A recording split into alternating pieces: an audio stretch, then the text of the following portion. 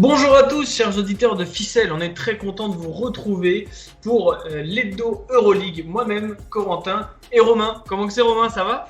Salut Corentin, on se quitte plus. Salut à tous, comment ça va? Ça va super, ouais, on se quitte plus et ça fait du bien. À rappeler qu'on avait fait en début de semaine, je crois, un épisode spécial JP Elite avec Romain où notamment on avait fait un petit clin d'œil à Basket Le Mag, donc la bise à eux déjà. Et puis on avait parlé de cette JP Elite, on en parlera davantage dans le futur, vous en faites pas. Et aujourd'hui, on est revenu au bon vieux format de l'Hebdo Euroleague. Aujourd'hui, on va faire quelque chose en 4 temps. Simplement, on va traiter des news parce qu'il y en a eu pas mal. Faire les résultats de cette dernière journée, présenter un peu la continuation des choses pour garder un peu de suspense. Enfin, on terminera Valence et Baskonia, des équipes qui ont sûrement des enseignements à tirer de cette saison, puisqu'on continue notre revue des clubs, bien sûr. Et enfin, l'inoubliable chronique de Romain. Est-ce que j'ai oublié quelque chose, Romain? Non, c'était très bien. Ok. Bon, on est lancé. Je te laisse présenter les news. Je réagirai si tu dis des bêtises, mais bon, je pense que ça devrait aller. Oui, exactement. Du coup, petit passage inhabituel dans l'hebdo. On fait un petit point de news. Du coup, j'ai réussi à choper un petit article en préparant l'émission. L'Euroleague va donc payer les clubs de la compétition en fonction donc, du coup des droits de diffusion, mais aussi de leur place au classement final.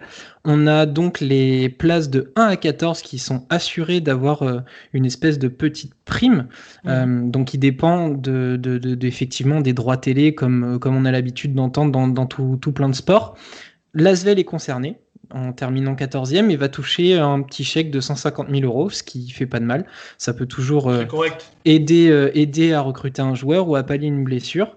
Et du coup, les premiers, donc Barcelone, vont eux toucher un chèque de 1,5 million. Quand on connaît les quelques trous qu'il y a dans les caisses de Barcelone, celle-ci aussi, ça va faire un peu de bien. Donc les clubs concernés, donc Barcelone avec 1,5 million, le CSK avec 850 000, l'Anadolu avec 750 000, l'Olympia Milano 650 000, le Bayern avec 600 000, le Real avec 550 000, le Fener avec 500 000, le Zénith 450, Valence 400, Vitoria 350, le Zalgiris 300, l'Olympiakos 250, le Maccabi 200 et du coup, comme j'ai dit, l'Asvel avec 150. Voilà, donc c'est pas mal ça pour. c'est des droits qui ont été renégociés, notamment à l'été dernier avec le Covid, pour aider ces clubs-là à ne pas être trop en déficit.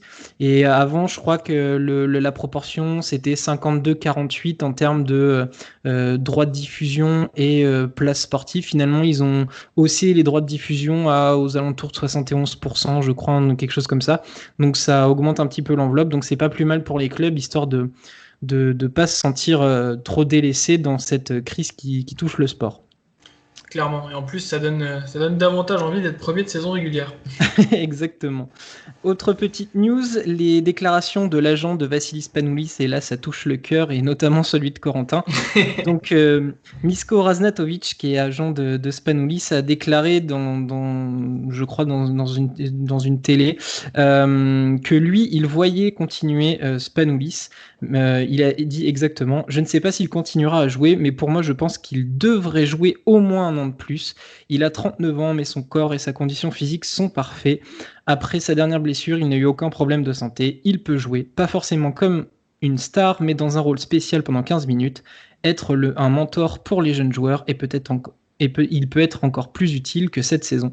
Donc voilà, l'agent de Spanoulis essaye de nous rassurer. C'est vrai que s'il était amené à prendre sa retraite, ce serait terrible pour nous, parce que Kill Bill terminerait sur une 12e place en Euroleague et ne ferait pas les playoffs, donc triste sortie, mais son agent pense que ça peut continuer. Il rajoute cependant que ce serait peut-être pas forcément à l'Olympiakos. Il y a des négociations, mais si le club, il a déclaré voilà, que si le club voulait tourner la page et voulait partir sur autre chose, Spanoulis ne s'interposerait pas là-dedans et ne ferait pas le forceur à vouloir absolument rester, mais que voilà, ça serait bien que l'Olympiakos compte sur Spanoulis parce qu'il avait encore de beaux petits restes. Donc voilà, affaire à suivre pour notre ami Spanoulis. Bon, tu me fais plaisir parce que moi j'avais peur qu'il prenne sa retraite. Gardons en tête qu'il y a pas mal de clubs d'Athènes dans la première division grecque. Il y a également Larissa, là où il a commencé à jouer. Donc une petite, on va dire, une petite tournée d'adieu avec Larissa pour dire au revoir. Alors même si j'aimerais la voir à l'Iraklis, c'est un de mes clubs préférés, vous le savez bien. ce serait top de la voir à Larissa, histoire de terminer cette saison, cette carrière en apothéose. Ce serait top. Surtout qu'en plus en championnat, je pense que c'est un rythme qui lui conviendrait mieux. Donc à voir. À voir, mais j'ai du mal à voir Spanoulis autre qu'avec une équipe Euroleague. Mais ça c'est assez affaire à suivre. Ce même agent est agent de Nemanja Nedovic, qui lui appartient au Panathinaikos, et il a affirmé que Nedovic aimerait rester au Panathinaikos. Voilà, on a parlé, enfin c'est toi avec Olivier, je crois, et je ne sais plus qui avait fait le débrief du Pana, et du coup, voilà, Nedovic aimerait rester au Panathinaikos, mais l'agent précise aussi que va falloir rentrer en négociation parce que il y a plusieurs pistes. Voilà, il y a plusieurs autres pistes. Il a déjà des offres d'autres clubs, sans les citer, mais du coup, Nedovic, c'était à peu près c'était sûr même qu'il allait avoir plusieurs offres après une saison plutôt sympa qu'il nous a fait. Mais voilà, il aimerait rester au Panathinaikos. Et enfin, dernière petite news, donc vous avez tous pu l'apercevoir sur les réseaux sociaux, Vincent Poirier est de retour en Europe. Il a signé au Real Madrid un contrat qui va durer jusqu'en 2023-2024. Petite précision pour ceux qui n'ont pas encore tout suivi, il ne peut pas jouer en Euroleague et ne va pouvoir apporter ses talents et son énergie en Liga ACB pour le moment. Mais l'autre info intéressante, c'est surtout que le Real, on en parlait déjà depuis un petit moment, devait faire un grand changement dans son effectif. Facundo Campazzo est déjà parti, Randolph était blessé, Gabriel Deck nous quitte là cette semaine pour partir en NBA et laisse ses coéquipiers avant les playoffs.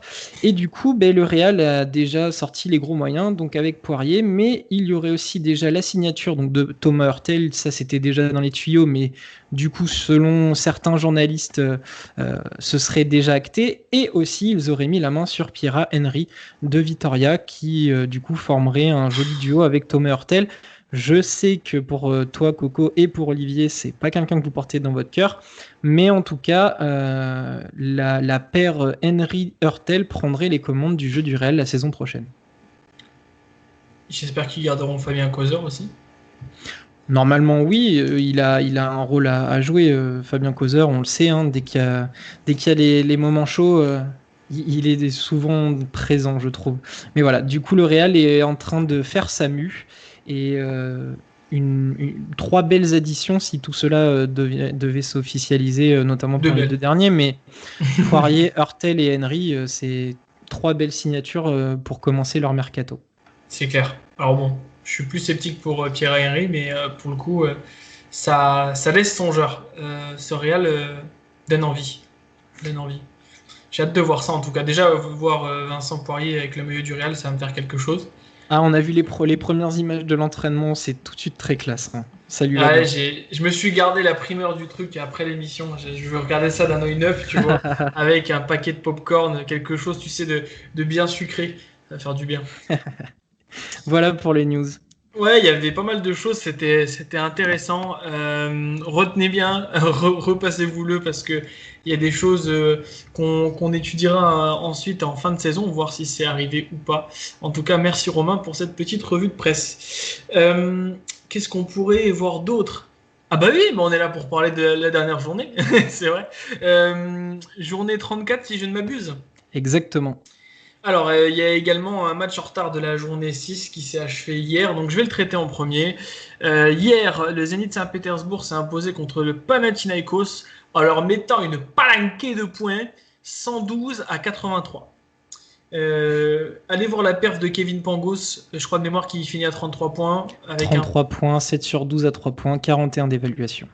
Voilà, alors j'ai pas vu le match, faut que je trouve les images parce que il fait kiffer ce garçon et du coup on en reparlera après, mais il y a eu une belle célébration puisque le Zénith est en play-off d'Euroleague. Je crois que ça n'était jamais arrivé dans toute son histoire.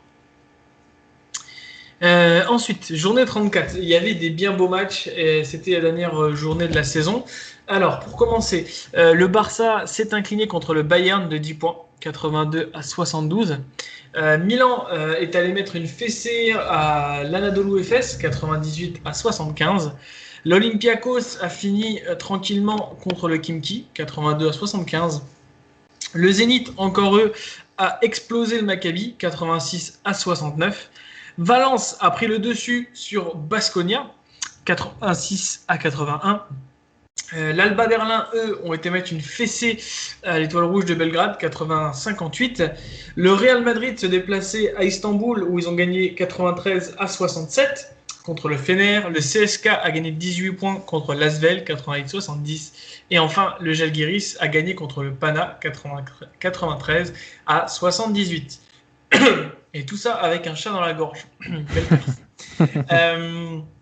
Du coup, ça nous fait des beaux petits brackets pour ces playoffs.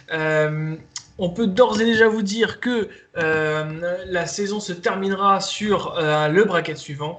Barça, Zénith, CSK, Fener, Efes, Real, Milan, Bayern. D'ailleurs, là-dessus, je crois qu'on avait une surprise par rapport à ça. Ça me permettra le temps que Romain vous explique, de déglutir et de boire un petit coup. Et du coup, effectivement, pour bien se préparer à l'arrivée des playoffs, dès ce week-end, nous allons enregistrer une preview de ces affiches. Normalement, on sera bien accompagné parce qu'il devrait y avoir l'équipe au complet. Oui. Mais voilà, du coup, on vous prépare un épisode spécial playoff où on va décortiquer les affiches, les points forts, les points faibles, nos pronos probablement. Voilà, un épisode spécial playoff et Dieu sait qu'on les attend parce que les affiches sont alléchantes. C'est clair, ça va faire du bien. Donc voilà, c'est pour ça qu'aujourd'hui, on parlera pas énormément de ce bracket. Simplement, il y a pas mal de choses à dire sur quelques équipes qui ont été recalées, et notamment Baskonia et Valence. Alors, inutile de vous dire l'amour qu'on porte à ces deux équipes, enfin, surtout Romain pour Baskonia. En l'occurrence, moi j'ai un peu de mal, mais Valence, on aime tous les deux. Et puis, je l'ai cité tout à l'heure, hein, ces deux équipes ont également joué l'une contre l'autre dans cette dernière journée. Donc on va vous parler de ce match, pour ensuite faire la transition sur qu'est-ce qu'il a manqué à ces équipes pour aller en play-off. Le match Valence-Baskonia, Romain, quelques remarques là-dessus? Oui, je peux même le résumer très facilement. Je vais te poser 2 questions pour faire une conclusion. Quelle est la force de Valence? Son jeu collectif. Et dans quel secteur ils sont très forts? Ouais, je dirais le tir à 3 points. Ah, j'aurais plus dit le secteur intérieur. Je déconne. Et quel est le point faible de Vitoria? Moi, je dirais la défense. Et son secteur intérieur.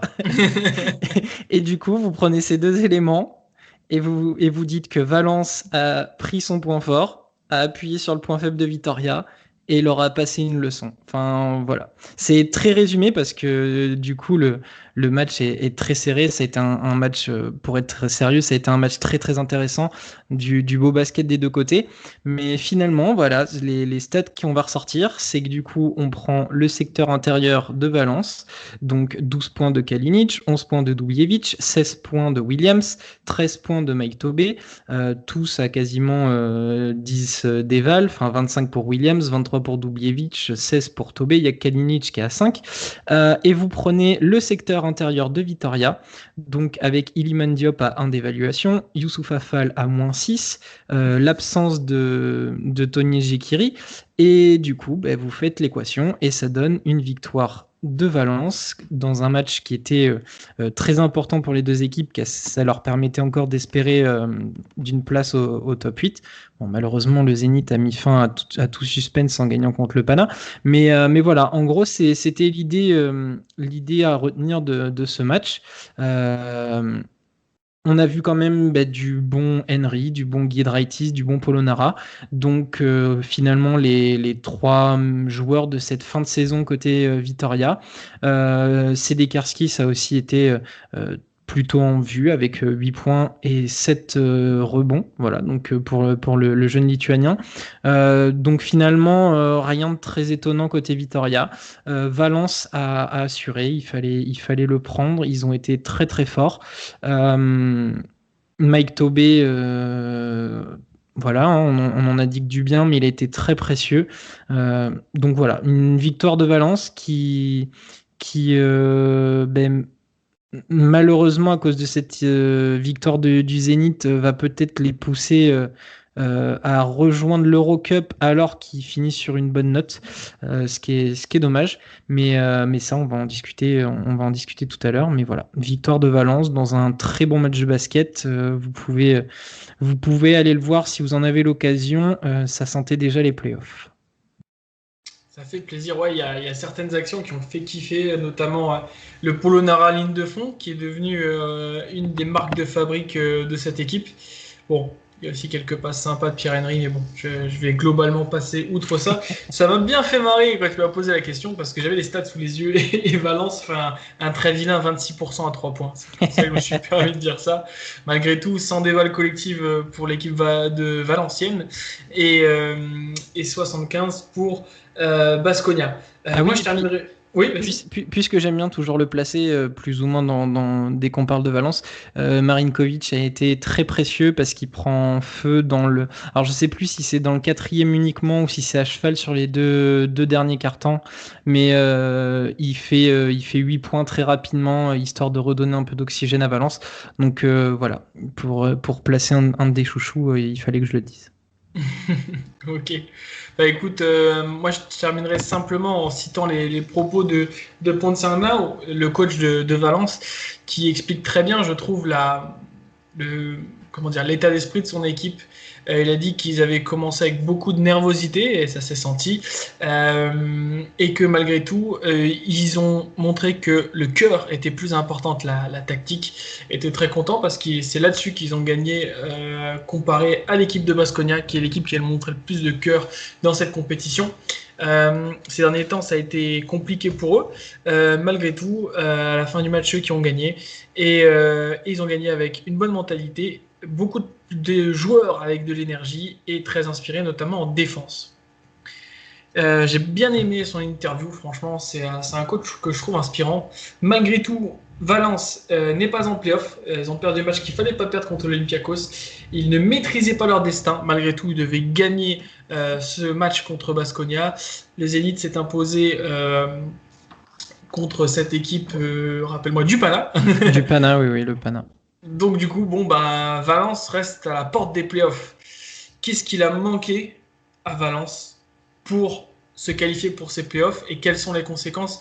Il y a pas mal de choses, donc je te lance et j'arriverai avec mes petits arguments derrière parce que c'est quelque chose qui m'a fait mal au cœur. Ouais, du coup, Valence aura beaucoup de regrets cette saison.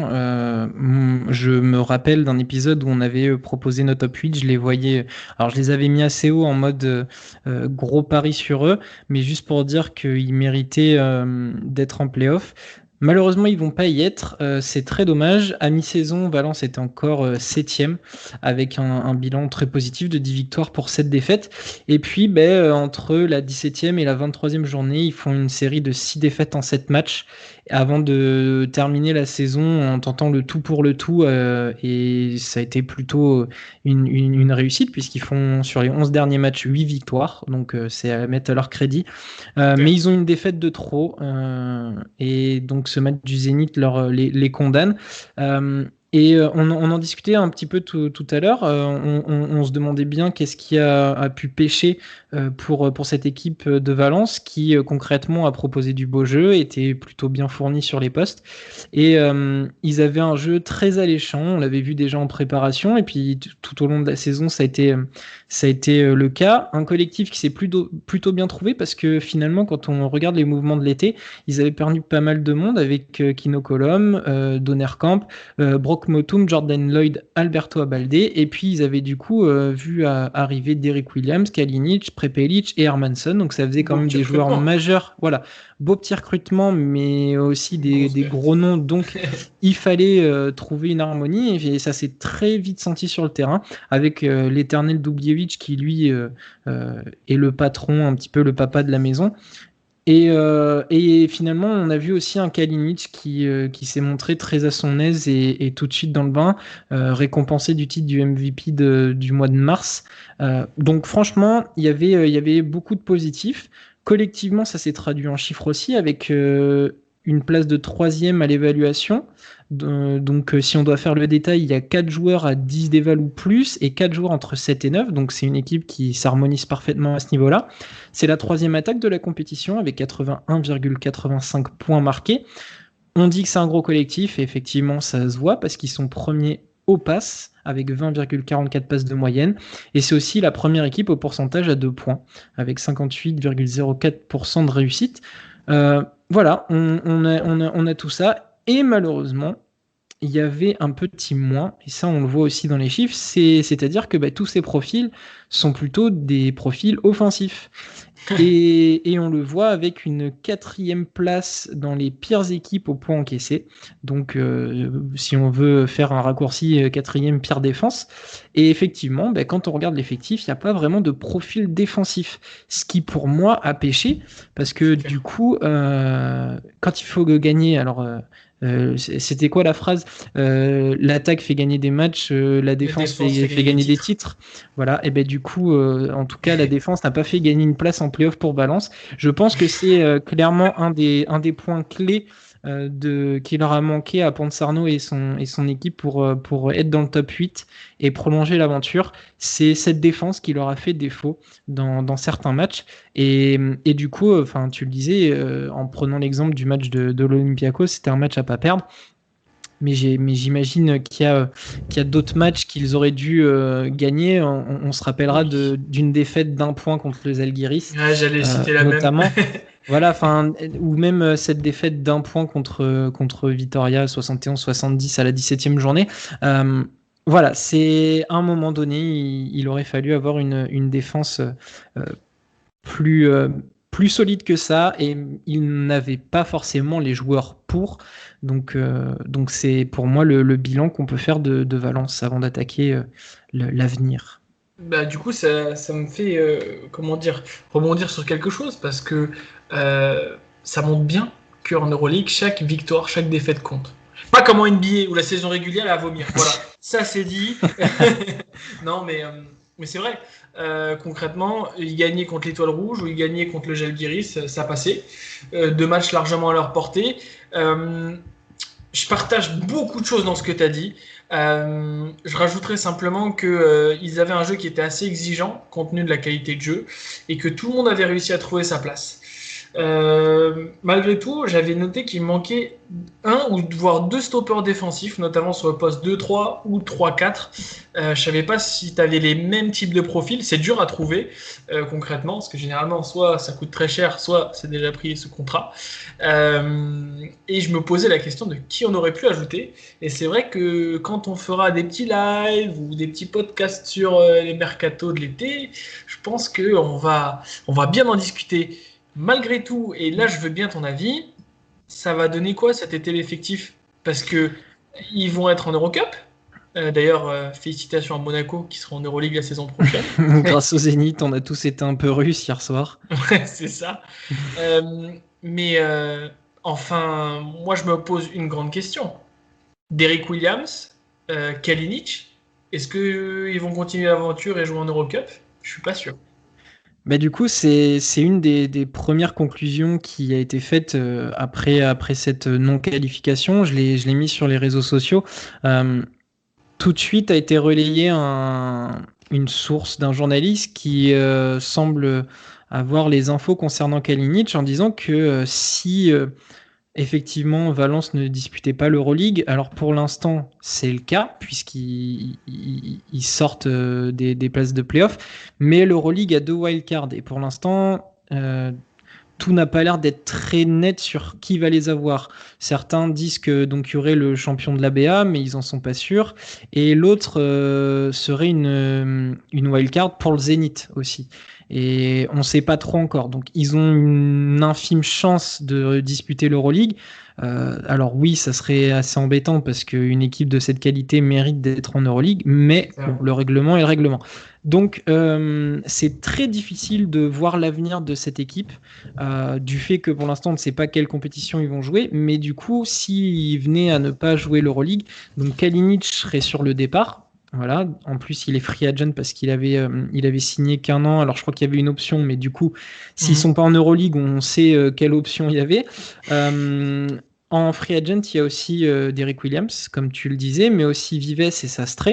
Il y a une option pour vendre Somme et San Emeterio, et il y a le coach aussi à prolonger. Donc, concrètement, s'il y avait vraiment une première ligne directrice, moi, ce serait déjà de conserver le coach, qui te permettrait de retourner en Eurocup avec la certitude de bien jouer. Et ils l'ont déjà gagné, ils sont souvent au rendez-vous dans le dernier carré, donc voilà, ça serait déjà un des favoris pour la saison prochaine. C'est clair. Après, même si Kalinic et Derrick Williams venaient à partir, même si moi, avec un peu de sous, j'essaie de prolonger Kalinic et de lui vendre un projet Eurocup, ce qui serait très dur vu la qualité du joueur, mais à la limite, laissons partir Derrick Williams, laissons partir Kalinic. La base, elle est quand même plutôt solide. Faut voir ce que vont faire les autres, mais il y a encore du Prepelic, il y a du Marinkovic, du Van Rossum, du Laberi. Enfin voilà, selon les offres potentielles, on n'est pas dans les petites affaires, on ne sait pas si Laberi reçoit une grosse offre d'un club français pour venir jouer l'Eurocup l'année prochaine, suivez mon regard, peut-être qu'il partira, mais du coup il y a quand même une belle base avec un bon coach, donc pourquoi pas les laisser partir. Après, en termes de profil défensif, déjà pour moi ça passerait par la raquette parce que Mike Tobey est pas forcément le joueur de joueurs à forcément aller au combat, même si c'est un bel athlète. Dubljevic, c'est pas non plus un défenseur de premier ordre. Du coup, j'ai ciblé quelques profils. Tu m'en diras des nouvelles, mais moi, je voyais très bien un Gudaitis du Zénith, qui, il me semble, est lui aussi libre à la fin de l'été. Ça peut être une piste en cas d'Euroleague, parce que je me dis que c'est pareil, le recrutement, ça va être compliqué si t'es en Euroleague ou en Eurocup. Guda, il viendra pas en Eurocup, à mon avis. Voilà, c'est pour ça. Donc là, je suis dans la partie plutôt positive. J'avais même pensé à un Greg Monroe qui, du coup, depuis son passage au Khimki qui s'est arrêté tôt dans la saison, pourrait être dispo. J'ai même pensé, pourquoi pas, à un Mathias Le Sort. Alors voilà, c'est la question, savoir s'il va rester à Monaco, si je sais pas, c'est des profils que j'ai ciblés. Tout dépendra de la fin du championnat de France et de la finale de Voilà, ça va dépendre plein d'autres choses. Et puis c'est bien, je vais me contredire parce que du coup je cible en disant qu'il faut des profils défensifs. Et pourtant l'un des premiers noms que j'ai couché sur ma feuille, c'est Tyler Dorsey du Maccabi. Je sais pas pourquoi, je le voyais bien arriver en tant que 6e homme ou même titulaire en alternance avec Prepelic. Voilà, je sais pas, je le voyais bien dans ce système de Ponsarno. Donc s'il conserve pas Williams, c'est pas déconnant. Ouais, pourquoi pas. Moi c'est comme ça, j'ai noté 2-3 autres noms, du Stan Okoye de Grande Canaria. Je l'avais, bien joué. J'aime beaucoup. Je t'ai fait une petite dédicace en me disant qu'un Scott Bumforce pouvait peut-être arriver en cas de départ massif du côté de Valence. On a deux en commun.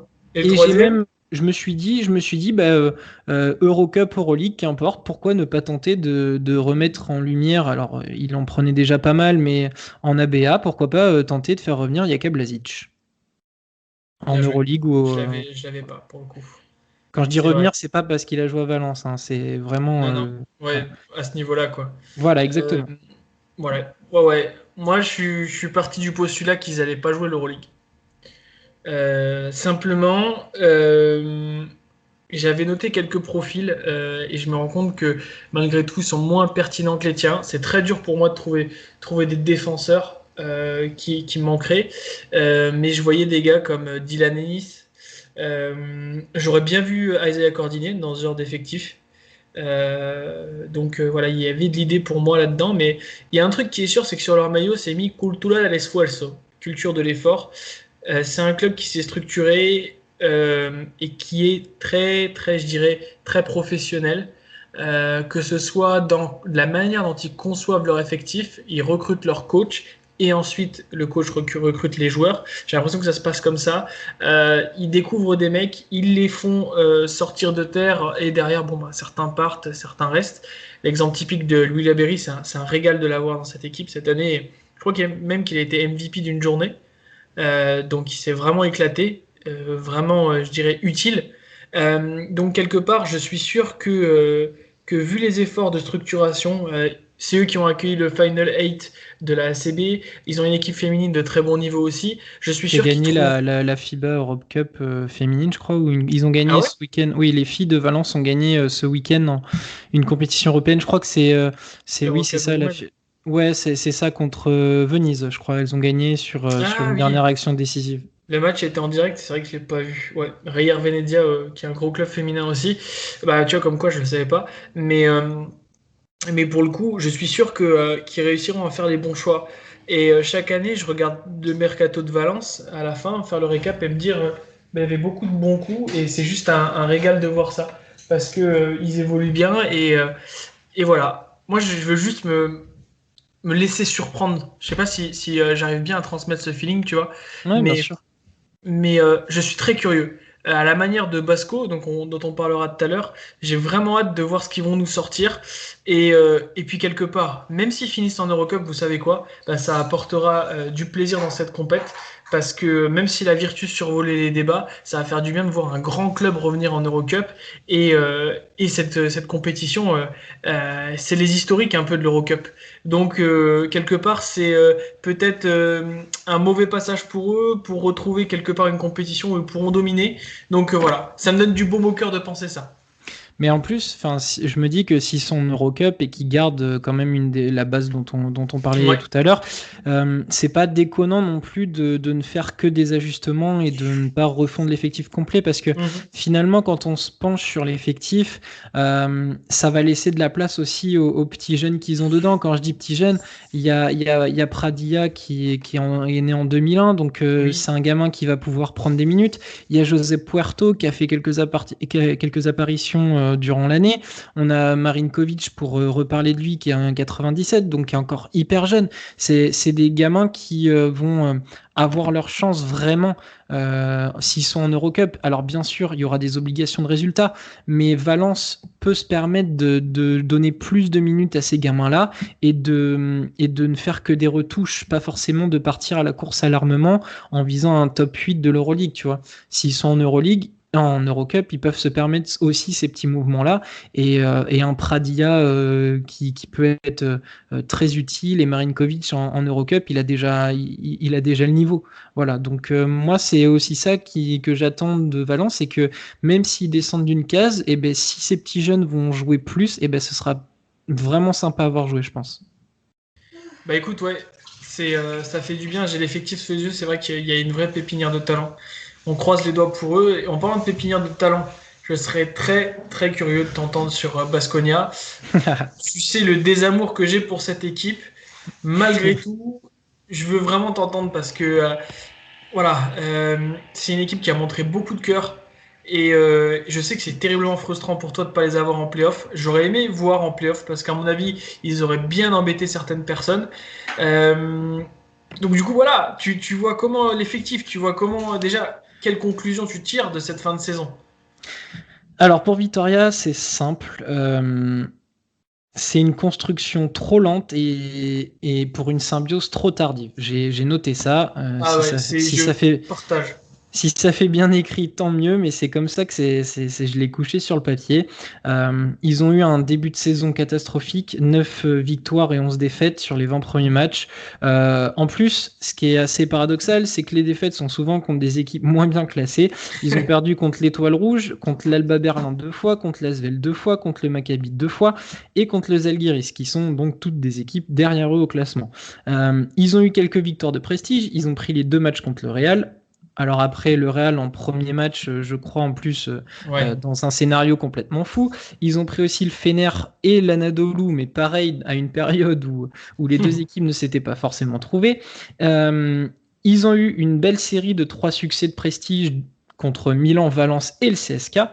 Mais du coup, ils n'ont pas trouvé leur style de jeu tout de suite. Et l'identité Je me permets de te couper. Tu dis ils n'ont pas trouvé leur style de jeu tout de suite, mais je sais pas si l'analogie te plairait, mais Baskonia c'est un peu moins en cours, tu vois. J'ai toujours eu sur mon bulletin élève capable de coups d'éclat, mais globalement trop inconstant. Tu vois ce que je veux dire? C'est un petit peu ça, effectivement. Et puis finalement, il a fallu attendre que notre petit Achille Polonara se retrousse les manches et endosse sa cape de super-héros. Et qu'enfin, Giedraitis trouve son rythme de croisière pour que ça aille un peu mieux. Parfois aidé par Henry, qui reste un joueur de talent, mais son caractère affirmé lui a parfois desservi, même plusieurs fois. Je lui en veux toujours pour ce match contre l'Anadolu qu'il perde avec, pour moi, des sautes d'humeur qu'il n'aurait pas eu. Donc la symbiose a été trop tardive, une construction un peu trop lente à mon goût, et surtout pour moi, le gros point noir de cette équipe, c'est un secteur intérieur totalement inexistant, notamment le poste 5 qui pour moi ne vaut pas grand chose. C'est dur à dire, hein, mais j'aime tellement ce club que je préfère être très critique envers eux. La triplette Diop, Fall. C'est envers les équipes qu'on aime qu'il faut être exigeant. Ben voilà, c'est ça. Et du coup, la triplette Diop, Fall, Jekiri, pour moi, n'a pas été au niveau. Mais alors, vraiment pas. Diop... Dans mes notes, je l'ai mis taille 42. Trop de pivots avec le même profil, 3 points d'exclamation. Ouais, c'est ça. Et puis finalement, le même rendement qui est beaucoup trop insuffisant pour pouvoir aider l'équipe. Fall se termine la saison avec 8,1 d'éval, donc c'est presque bien. Jekiri 8,4. Et du coup, je suis en train de chercher le dernier, Iliman Diop, qui termine avec 0,1 d'évaluation. Voilà, c'est très compliqué d'avoir un secteur intérieur aussi inoffensif que celui-ci. Ça a été vraiment une catastrophe. Ça a obligé Polonara à jouer en 5, souvent obligé pendant le match d'être aligné avec Peters.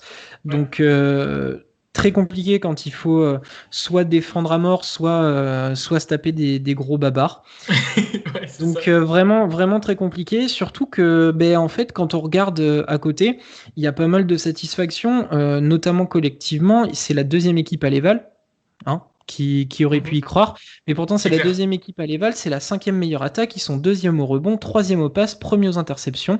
Malheureusement c'est une équipe qui perd quand même pas mal de ballons, mais ça aussi Pierre ça Henry, vient... c'est ton meneur, hein. Normal.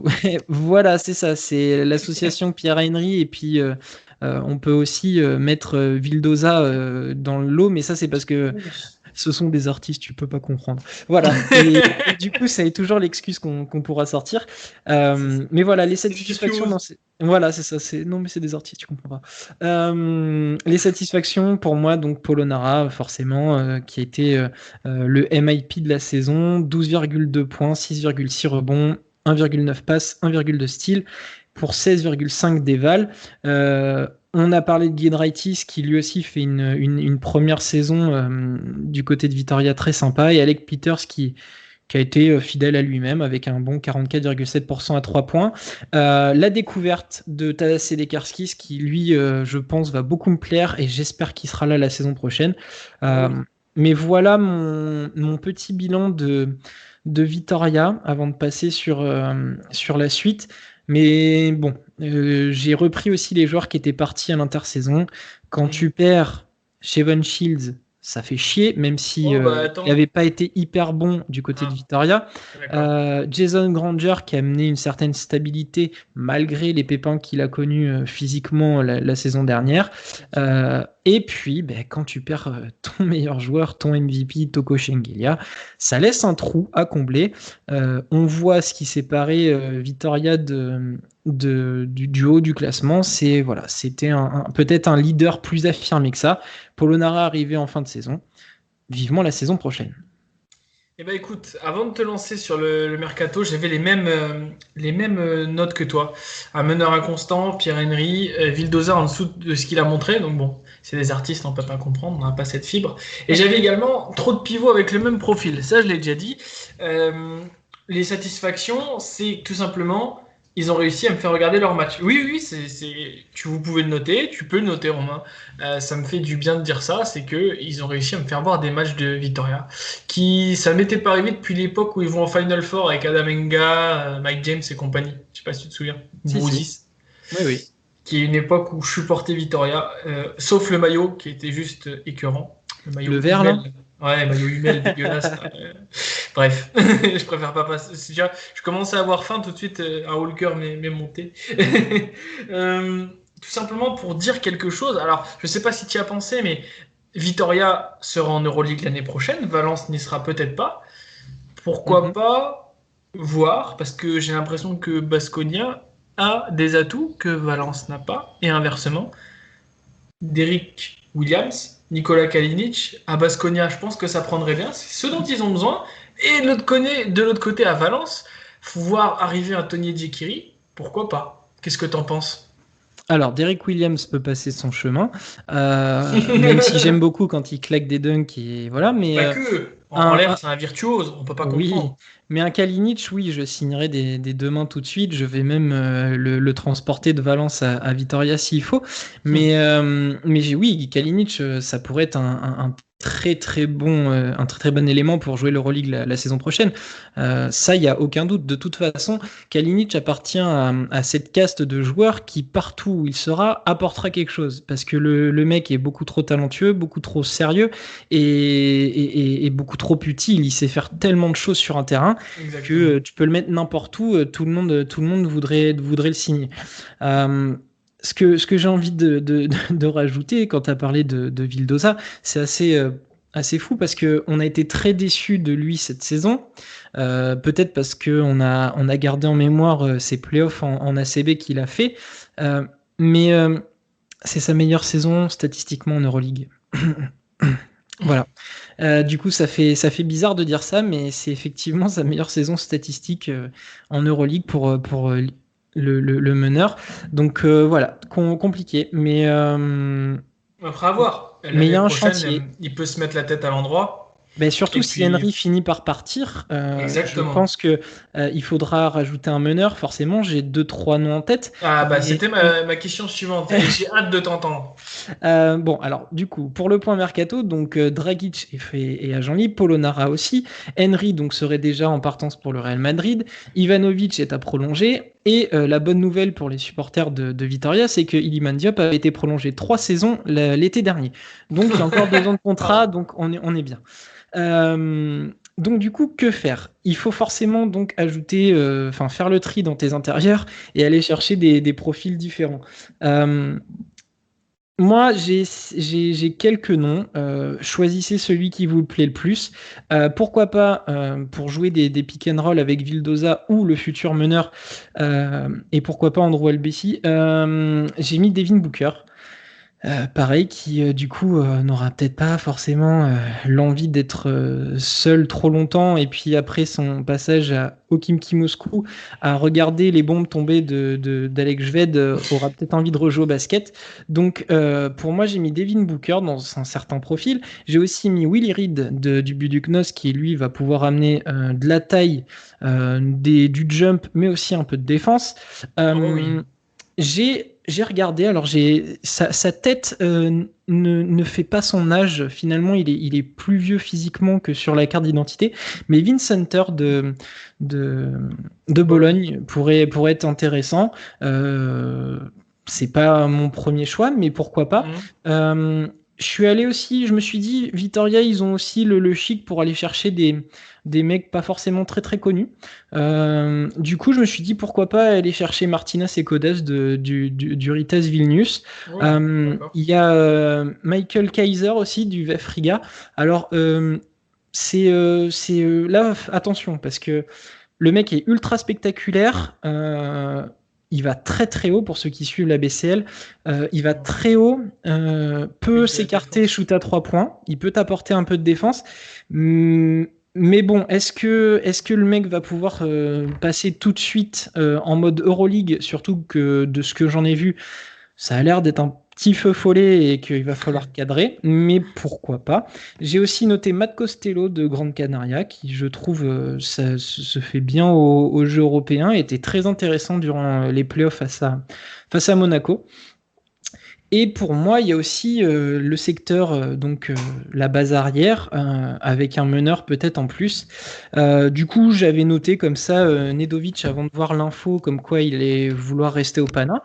Mais du coup, j'ai creusé la piste. Donc, comme je l'ai dit, il y avait Andrew Albici, un meneur défensif en complément d'un Luca Vildoza, l'artiste. Ça peut être très intéressant.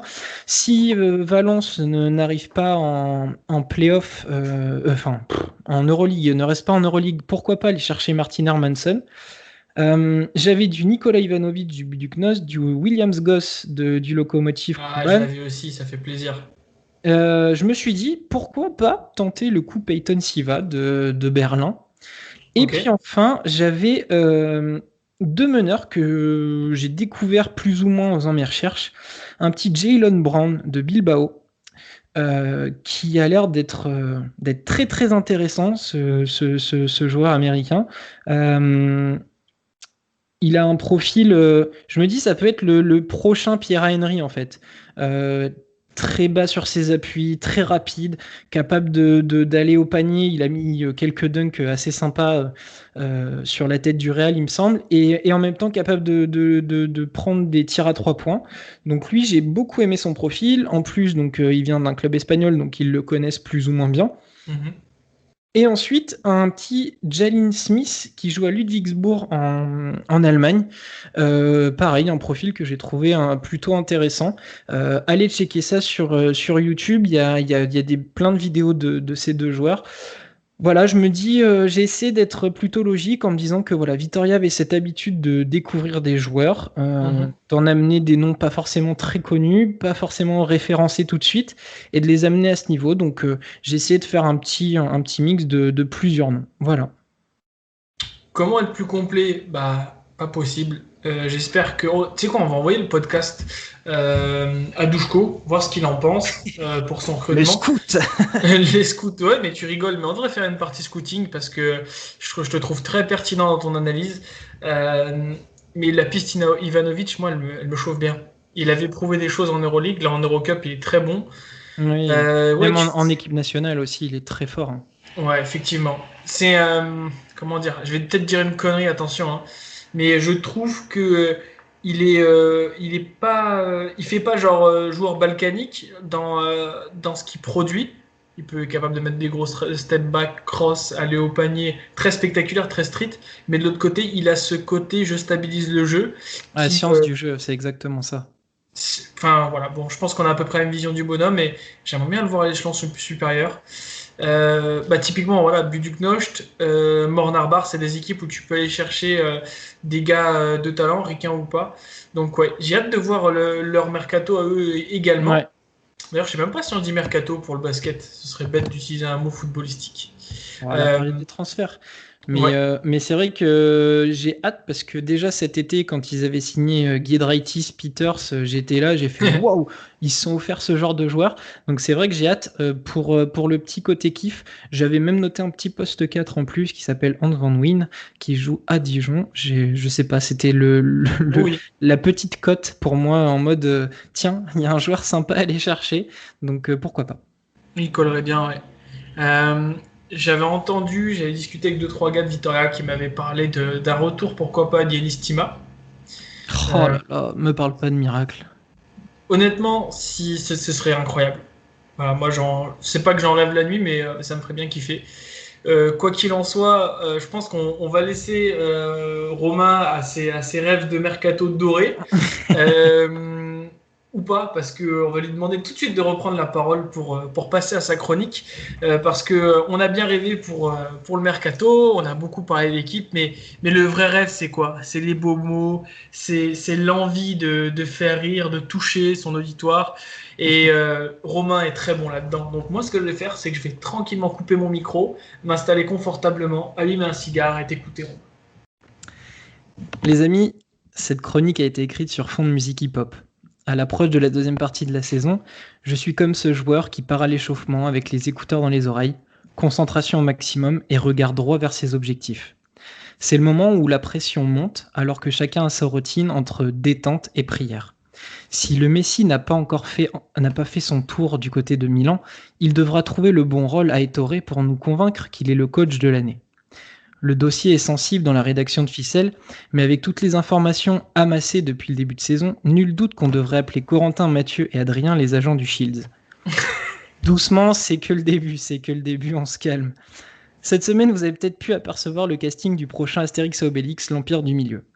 Désolé, mais dans les semaines à venir, il n'y aura pas de Zlatan dans le rôle d'antivirus ou de José Garcia en Biopics. En Euroleague, on a Nicolas Mirotic en Titanics, Pogazol en Back to Basics, Nando De Colo en classe X, sans oublier qu'il n'y a que Marco qui a le goût du Rix. Allez, cadeau. Les équipes vont s'affronter dans des affiches de play-off somptueuses dignes de combats de boxe. Face à l'Anadolu, les Madrilènes tombent sur un poids lourd, avec seulement Tavares comme leader, ce qui, entre nous, ressemble plus à un poids welter.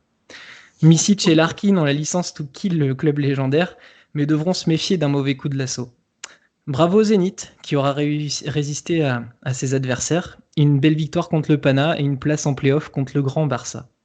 Pas de scénario à la maman, j'ai raté l'avion, car cette fois le « passe à Kevin » a accouché d'un 7 sur 12 à 3 points, signe de l'omniprésence d'un homme qui voudra prendre une revanche sur son ancien club.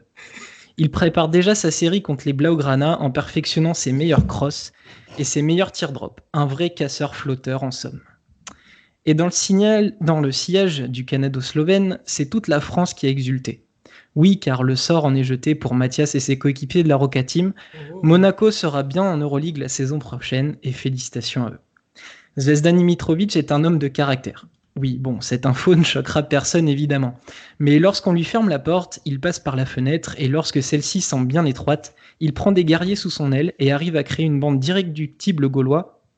Enfin Gaulois, des Gaulois du Rocher de Monaco, quoi. Avec des moustaches taillées et des casques en or, vous m'avez compris.